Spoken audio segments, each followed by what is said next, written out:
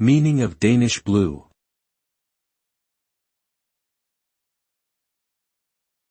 Danish blue.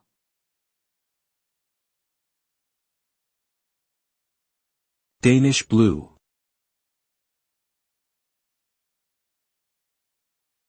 Danish blue.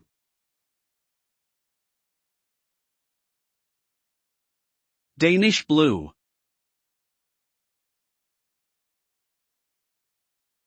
Danish blue is a type of blue cheese that originates from Denmark. It is made using cow's milk and has a distinct tangy and salty flavor. The cheese has a crumbly texture and is characterized by its blue veins, which are formed by the presence of penicillium mold. Danish blue is often used in cooking and can be added to salads, pasta dishes, or eaten on its own with crackers or bread.